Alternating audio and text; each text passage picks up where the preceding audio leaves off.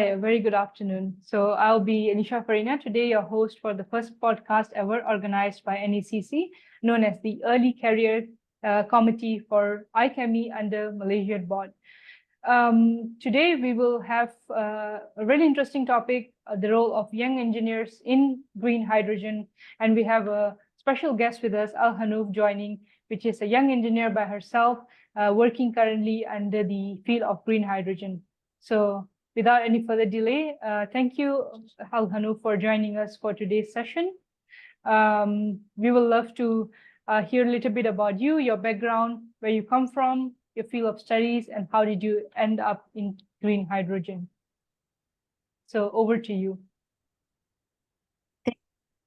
Thank you very much, Nisha. It's a pleasure to be here. Thank you for hosting me. And it's really exciting to go through this podcast and especially like in green energy, green hydrogen. So my background, my name is Hanoof, and my background in chemical engineering. And I studied in Australia. I came from Oman, originally from Oman, and I'm working, and I started working in green hydrogen at my early career with a gas distribution company. And that's how I started. I worked with different teams, not only the technical side, commercial and digital and regulation. And then I start working with developing technologies for green hydrogen field as well. So that's how I started, and here I am. Wonderful.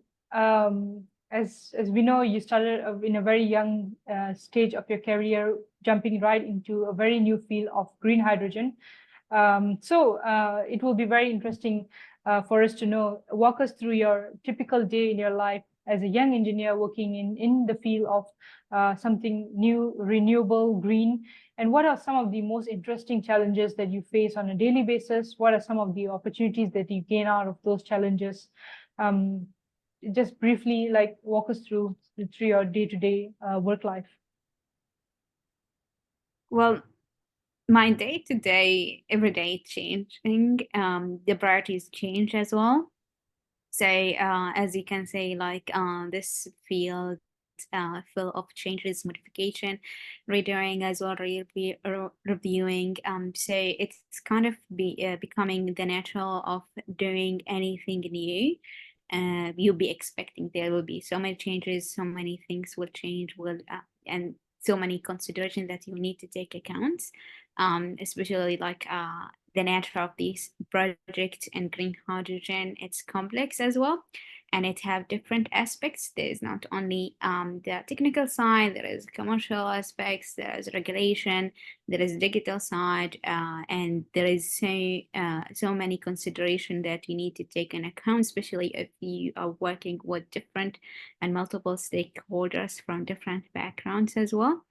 And it depends on what you're trying to solve as well. So you can take it from unit size or like small size to large scales as well. So there's so many things involved, but yeah, that's how it is. Interesting. So it's not only about a very technical aspect of as an engineer in a daily basis. It's more towards commercial side, the business side, business development, as it's a very new emerging field. We understand that. So having such a broad perspective on a field that is very new, how will you address in order for people to be aware of this upcoming transition in energy, and what are some of the unexpected ways that people can be using green hydrogen on a daily basis? Well, it's important to spread the knowledge about green hydrogen, sustainability, energy transition overall, to have the conversation about it, to understand it, to understand the facts, the consideration. As I said, like there's so many aspects, so many considerations, so you get to choose and decide what's like the most important things, the priorities of that project, what's the most consideration that you need to take in account, and what come as a second considerations as well. So it depends, but at the same time, it's important to network with people in the same field to understand the challenges and the solutions, like having that network of support where you have that learn lessons to be shared from industry people as well. It's like, and you could have that combination, like academic side, industry side as well. So to improve and implement the things or like the projects in most efficient way. Right. Okay, so what are some of the potential consequences of, let's say, this new investments that we are talking about into a completely new field, shifting from fossil fuel into sustainable energy solutions? So what are some of the challenges and some of the potential consequences that we could face in the upcoming few years? Well, there will be so many challenges, not only from technical perspective, but it could be from customer sides, supply and demand sides as well. So it depends, but the way that we overcoming the challenges, as we always, is like to have some learned lessons, implementing things at small scales. That's why there is investments from concept designs phase to research development side, and to kind of more pilot and demonstration projects where you can take that learned lessons and then you help to improve things along way your journey to commercialization or large scales.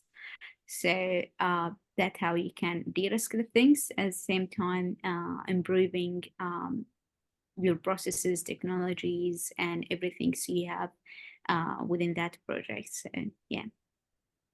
Interesting. So a new field brings in a lot of new knowledge with it, and basically the skill sets that people have to change in one way or another.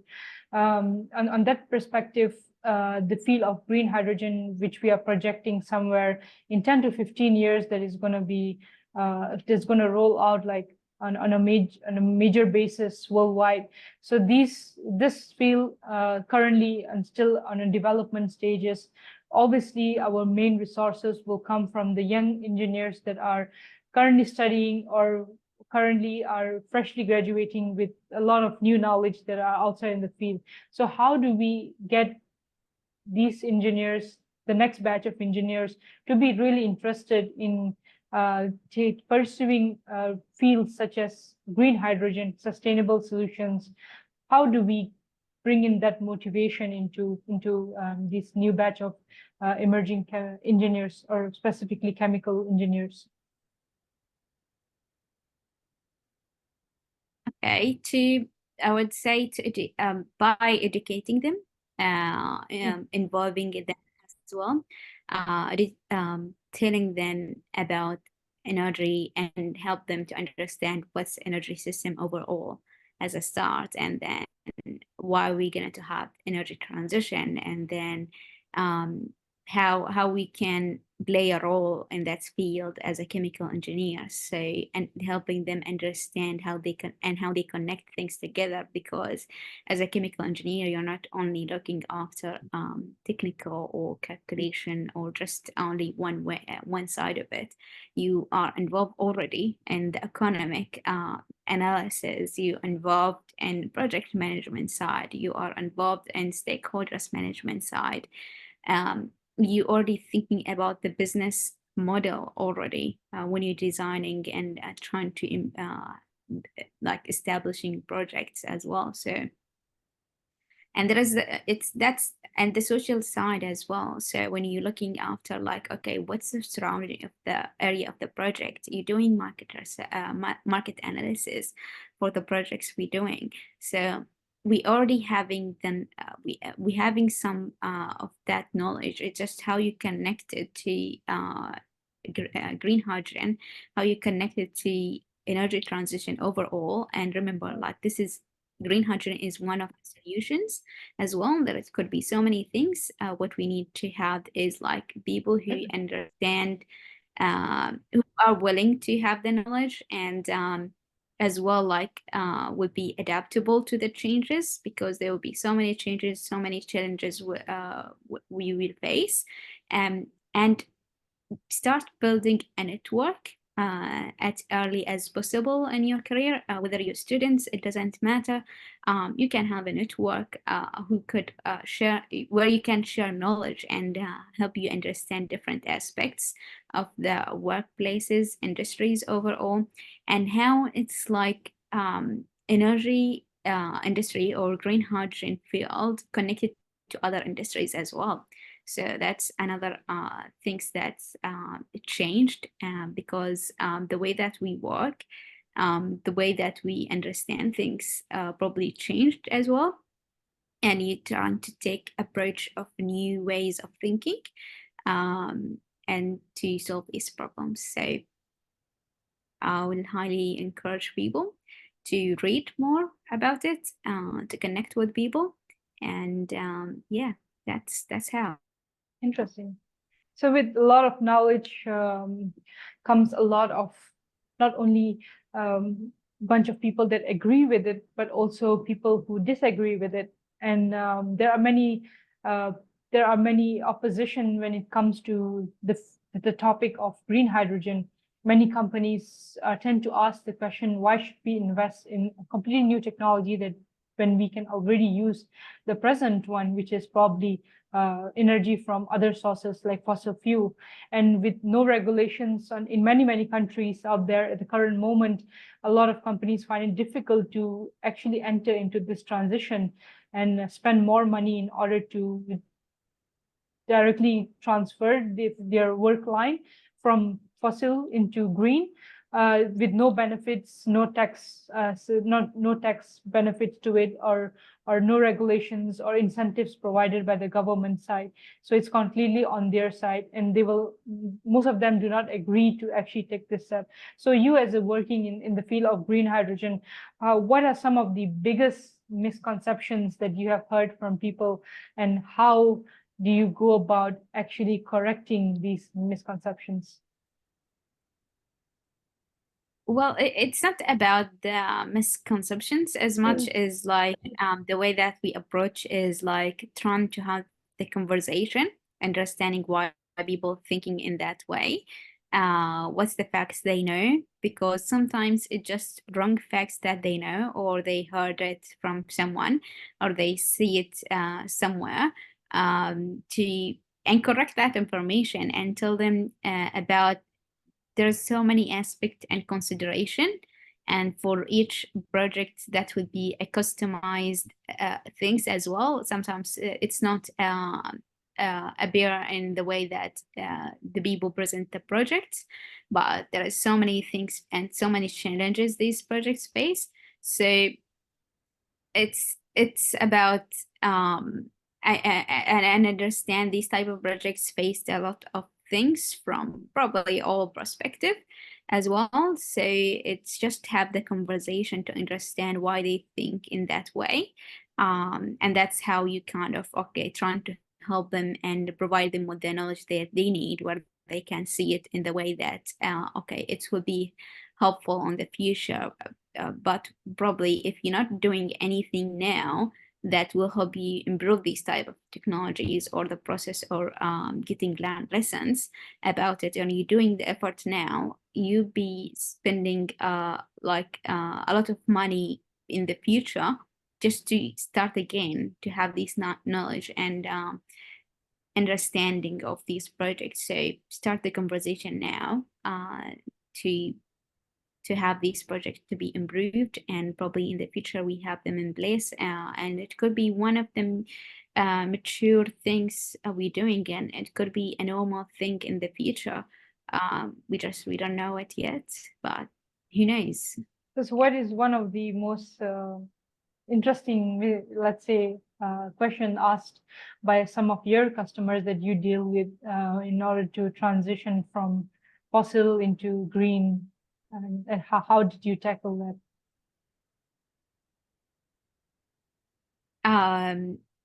Well, it is about having, it's not the full transition for now, but it's to have the options and to have the knowledge around it and to assess these options as well. Because it's not about, okay, we don't want fossil fuels anymore, as much as like, okay, what's our options if we don't want to use fossil fuels and have more emissions? We're trying to reduce the emissions. So we look into the options where you're reducing the emissions as well. So, and green hydrogen provide that, but also there is other options as well, solutions that could be, and that depends on the location and the supply and demand, and depends in so many things. So it just assist and find out like, okay, if that's green hydrogen could be good for some applications, but could be not for other applications. So it's you have the thinking, and once you have the knowledge around it as well, you could like find out exactly, okay, that something will work, and you will do the work to find out like the right analysis to understand it. And usually it's any implementation for any new technologies or any project goes in phases. So it's not a sudden things. And also there is assessment usually in the way that you assess the impacts on the social sides, economic sides, and the other, like any aspects as well, environmental side as well. So you will have the assessments. Any projects that would be implemented probably have these type of assessments where they're looking, okay, are they going to impact the customers or residents in that area, for example? No. But okay, yeah, interesting. so Yeah. Yeah, so moving to your point, this has many sides to green hydrogen, and most of your customers don't only look into a single solution as of green hydrogen, but other options as well, like for example, green ammonia, basically, or maybe a CCS technology for carbon capture instead of transforming the entire line into green, plug-in in capture unit, which might be beneficial in some cases, not very in other cases, depending on the location and the costing that comes with that technology. So how are some of these? I believe there are many ways in order to inherit that renewable energy from wind, from solar, from geothermal, or from any other renewable sources. What are some of the small businesses strategies that we see in market today to scale up the production of green hydrogen specifically? How does it vary from area to area depending on the renewables that are provided in that particular location? Well, for any projects and green hydrogen or renewable overall or energy overall, you'll be having the assessments of like who is your supply and who is your demand, and what's the amount. So, and based on that, you're building the project as well. So, so you could have renewable energy as like, okay, or renewable electricity when you said wind and solar in some areas, and that's a good thing to have. But also it depends what you're trying to do with that renewable. Is it to transfer to molecules or electrons to use it, and what's efficient going to be look like for you as well? So as well, then you're going to start thinking, okay, if you're going to do either way, what you need next? And then you start building the project, and then, okay, what's the value and benefits going to be for the downstreams, or like the end users after all? So, and so that's how kind of you started with these type of projects. But also at the same time, and a smaller scale, you trying to assess the concept designs or like initial ideas without like having to go to demonstration projects straight away. But yeah, so yeah, and you take that learn lessons as well from the start and the beginning as well. So yeah. Okay, so it's a very broad scope. Some of the startups might go into commercial side of it, the technical aspect of it, designing, let's say, the battery solution or the hydrolysis unit itself. Or others will be more into the end user demand, whether it is for the electrons or for the molecules itself, right? So it's very broad perspective, and it's a very interesting field. Yeah. Because the value chain of the green hydrogen could be, and they can take it one side of the value chain, or you take it as a whole as well. So it depends as well on how, what's their capabilities and what their knowledge and expertise area, and how, when they're going to collaborate with other people as well, because it's, these projects required a collaboration between the industries and different businesses as well. From assets owners of the business, consultants, to delivery of projects as well, and constructions. So many people involved, so many companies will be involved as well. So yeah. Absolutely. Yes, it's a new field, so collaboration, networking, it's very important to understand information from one party to another, from one area to another, or region to region, even from country to country. So let's ask you about the female role. Let's say you're a young female in the green hydrogen industry. So what are some of the challenges as a female that you see in a very male-dominated industry, which is engineering, of course, and how do you actually overcome some of these barriers in your everyday life in such a new emerging field of green hydrogen? Well, as a female engineer, I would say I encourage everyone to have the knowledge overall, despite whether female or not, because knowledge is power. And at the same time, equip yourself with the skills as much as you can. Develop skills, high demand skills, just as communication, as much as people doesn't recognize that at in some stages. But you could be a good engineer by having a good communication skills. We are at that stage. At the same time, have the knowledge and around different areas that will be helpful. And at the same time, as a, I would say something that's really helped me during my career, during my journey in green hydrogen, is to have network as well. Go to events, network with people. It is good to have that network as internal and external. So to have, and also like have a digital visibility as well, just as LinkedIn, your profile as well. So that's something helpful for female and non-female, like female engineers and other people as well, but especially for females to overcome the challenges around their involvement and their role in the engineering or energy transitions.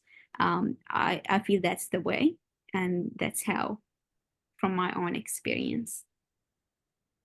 Okay, it's very encouraging. So despite female or not being female, your skills define you. That's very important for other young female engineers to understand, to not be afraid, and definitely equip yourself with the latest possible skills. So let's say in the next 5 years, what are some of the skills that you yourself want to acquire in order to flourish into this field? Well, in the next few years, which is something I already started, I always have from your network, you could have some people who could be your mentors as well. I'm working toward my chartered engineer as well. That's one of the things that I'm aspiring to have in the next few years. And alongside of that one, to be a leader in this field. And it's not defined whether like I would like to be a female leader. You becoming a leader by becoming a leader. And that's not like you're not supposed to be defined by your gender on that area, but yeah, you could have that skill as well. And everyone could develop these type of skills early on, and it's not only for people within senior levels. It's helpful for everybody to have self leadership, to have self management, to have that that influence and inspiration to others as well as you go with your journey. So the earlier the better Definitely. you start, the better. Yep. Definitely. I mean, I believe being an engineer itself needs you to be a leader because you always have to guide a team one way or another. Team of your contractors, a team of your group of workers, the team of your own engineers, or even the management. So you have to always drive that innovation in one way or another. Um, let's say you talked a lot about mentors, having a network where you can find good mentors. So give us a good example of one mentor that you met and how did they change your life? Well, yeah, one of my managers I met,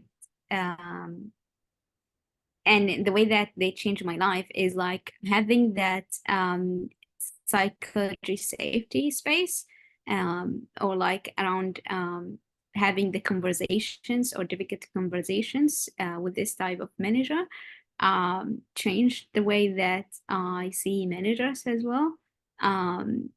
Because he was like you choosing a manager to be your mentor as well in some stages.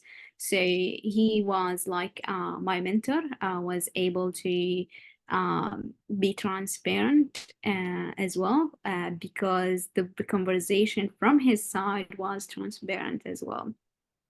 So it's become a natural to other person to be transparent around the things as well, because that's how it started. So let's say you always, I mean, you did talk a little bit about being a good manager. It's all about being transparent, uh, treating your team as on the same level and not having that hierarchy within the team.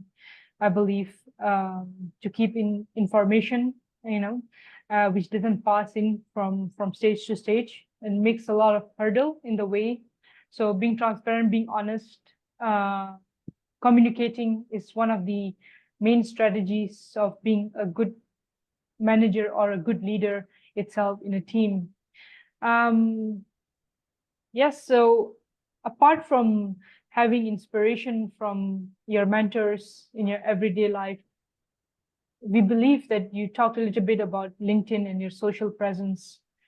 How important it is for young engineers, especially when they graduate out from universities with very low self-esteem, that they don't want to go online, they don't want to have a presence of themselves online because they think they do not have any experience. It won't make a difference to the world. So how do you think it's important for these people to have a personal branding online, even though they do not have an experience of 5-10 years, and how it is important for them to have that networking online and taking advice from people within the network, even people who they're not working in a similar company. How important is that to you on a scale of 1 to 10? It's very important, 10. And if I can give it 100%, give it 100%. It does make a difference in your career and your job opportunities as well. It does make a difference in the knowledge that you could acquire, and it gets you access to different group of people as well, that more like different from the places that working on, or like the typical events that you go to sometimes. So it depends on you and what you're trying to achieve from that as well. So if it's not working for you, or if it's not helpful for you in some stages, but it could be not for you, but you never know until you try. And having that digital presence is important nowadays, and it's kind of become necessary as well. So and also like it shows your professional background as much as it shows who you are as a person, and what's you're interested in, and what's make you different as engineer. Because everybody gonna to graduated from the same university, same courses sometimes, but what's your competitive edge? What's make you different from other people? Why you'll be like why you like that's the way that you try to think as well, what you can provide to people and to the companies as well. So and that's would be through have some self-awareness that comes along as well, self-awareness around what you like, what you do, what you want as well, and have that your career planning.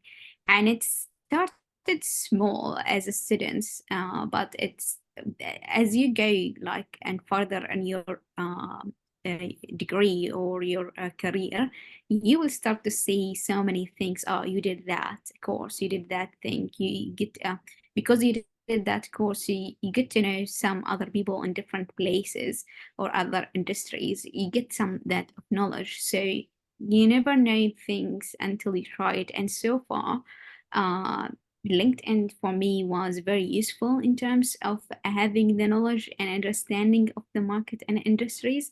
I asked people about what they think about green hydrogen before I started to go, and I told them, okay, what type of things or areas your company focusing on, what are the things you trying to achieve, and so and that was really one of the fantastic things I ever done, because and I'm thankful to the people who supported me during these times as well, because it helped me to start my journey, in the same way it helped me to further my career as well. So I will really encourage everybody and all the chemical engineering students to start developing their LinkedIn profile.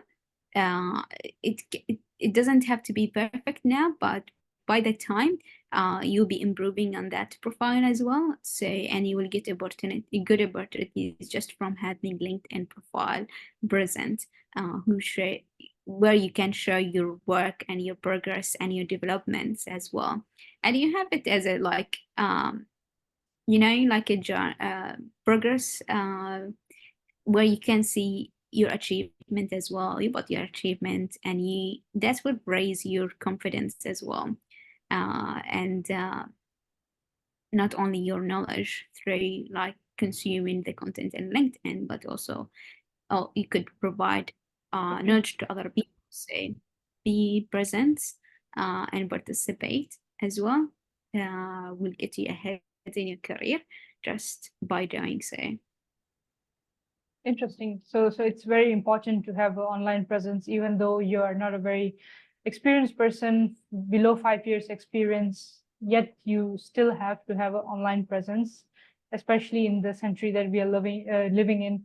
It's all digital mainly, and your degree, your degree doesn't define you, but also your extra knowledge that you put it on the side. You can focus all of that on LinkedIn, some additional certificates or all the projects that you have been doing, and all the all the skills that you have on your LinkedIn profile. And that is how people will find you, and people will start networking in the particular field that you are interested in. So a very interesting perspective. Thank you, Hanoof, for the entire conversation. Right up, it started from the development of green hydrogens, how you went into it, how you found out about green hydrogen, what are the changes that you're bringing in, how different industries are tackling some of the problems.